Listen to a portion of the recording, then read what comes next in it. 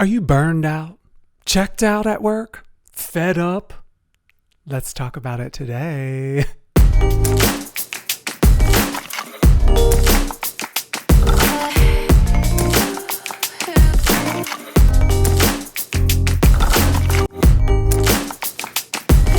Your job is draining the life out of you. And this video is to encourage you today, Camera B, that you're not lazy. You're not weak.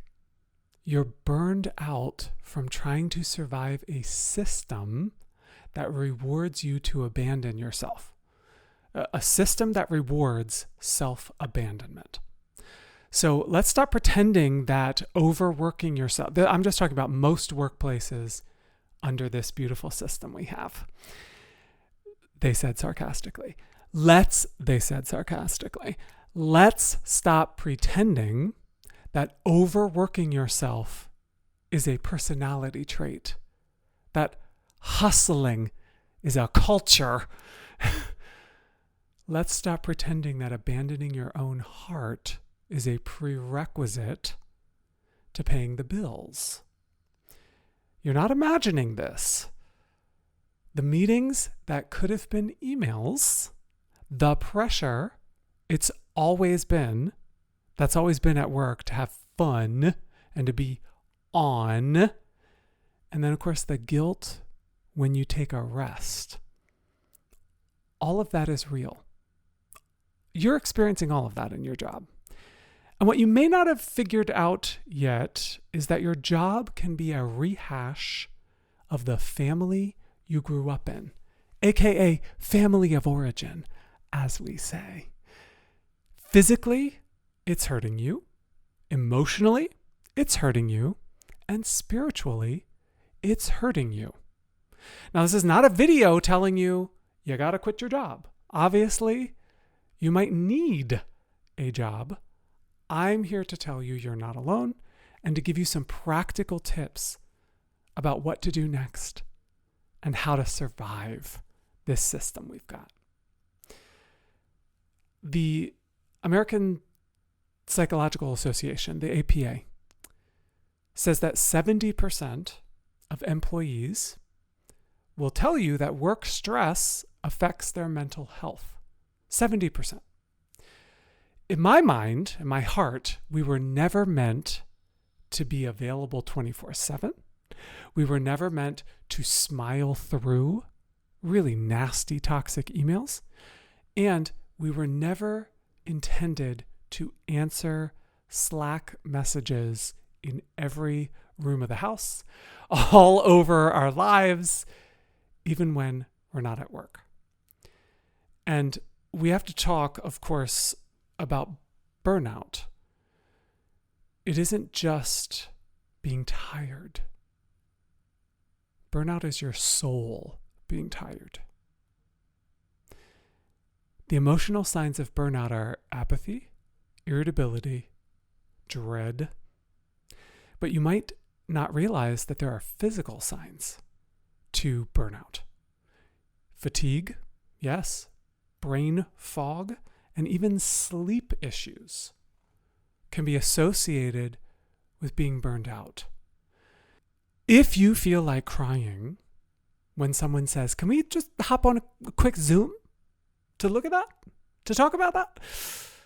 You're not alone. And that is a big sign that you're burned out. So you can't hustle your way out of your trauma. And you can't grind your way back to a joyful heart.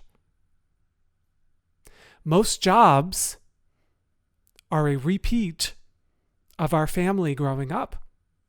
You have to be loyal. There's a golden child. That's not you. You've got narcissistic parents, tendencies in your boss. It's all coming together to make you feel like the you were when you were very young. You need to break free. Here's my first practical tip for you. Before your workday even begins, Try this. It'll take you 2 minutes. Close your eyes and put your hand on your heart and ask yourself, what do I really need today? What do I actually need today? What you want to do throughout your day is build micro and macro boundaries. If job is over at 5 o'clock, you're gone at 5 o'clock. That's a boundary. But there are micro boundaries like I will answer email except for the last 10 minutes of every hour. I'm going to do other things. You decide what you can and cannot do and handle throughout the day, and you set boundaries around that, around those moments for yourself of support. And you can say to yourself, another mantra, I'm allowed to say no. I'm allowed to take breaks. I'm allowed not to reply to that Slack message right away. You know that your inbox can wait sometimes. And your nervous system has a very hard time waiting. Your nervous system needs you, needs your heart, and needs your love and kindness. So, what story are you telling yourself about your worth when you're at work?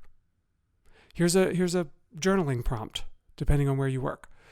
Do I believe I need to overperform in order to be safe?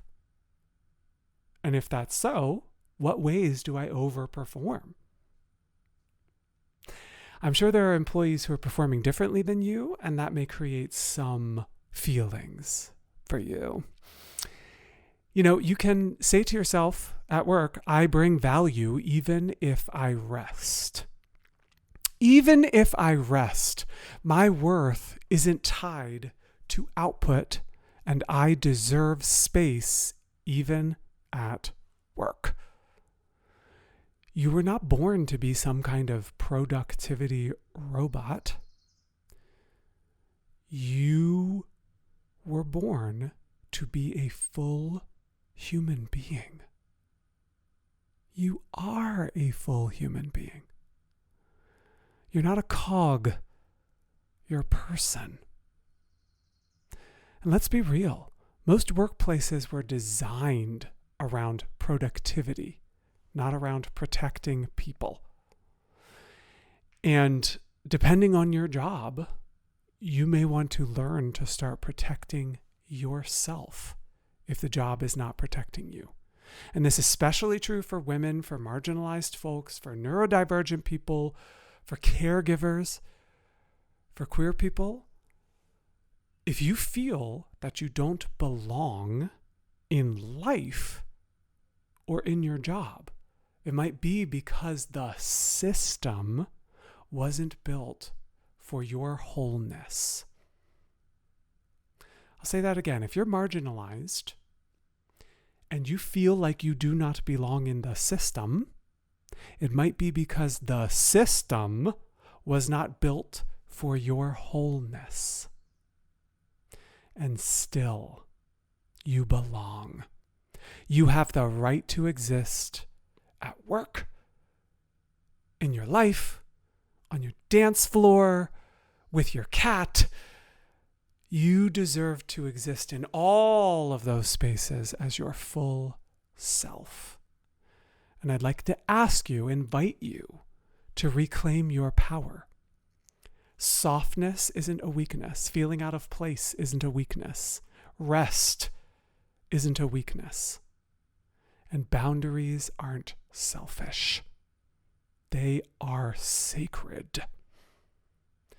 Your right, your birthright, is to work and live in a place that supports your self-kindness. And I'll teach you a 3-line boundary script to use at work. Thanks for thinking of me, but I'm not available right now. Ooh, should I repeat it? Thanks for thinking of me, but I'm not available right now. Number 2, I can't take this on right now, but I wish you the best with your project. You can imagine yourself saying it, can't you? You're getting excited. Number 3, I need time to think about that. I'll get back to you. When we follow scripts, especially in the beginning, it can ground us and it can guide us about how to communicate on the job. And you don't owe anyone over explanation for what you need. You notice, like one of the scripts I gave you was, I need time to think about that. I'll get back to you. It wasn't, I need time to think about that. I'm really feeling bad today because my mom called this morning and she stressed me out. You don't owe anyone an over explanation for your boundary. You just owe them the boundary. And if they have problems with that, they can take it up with you and you can discuss it. But you don't owe context, caveats, and over explanation. Your peace is reason enough to give someone a boundary. You're not here to grind yourself into dust. You're here to live. You're here to breathe. You're here to be free. And yes, you're allowed to want more than just surviving a job. I have an invitation for you. If you're ready to reclaim your joy at work and in life, I have resources at jeffreymarsh.com. We have our membership community where you get to interact with me and you get special events and you get to interact with each other on Discord. And I have a Saturday workshop that is free and open to all who register. And if you want support, you want to feel like you belong, you want to feel like you have every right to be here, come join us. Come join us at the weekly workshop. You don't have to wait for a workplace to change before you can take your power back. Start with a single boundary, just one breath before answering an email. One bold little act of self-respect in your job. And you build from there. That's where the healing begins. Goodbye for now.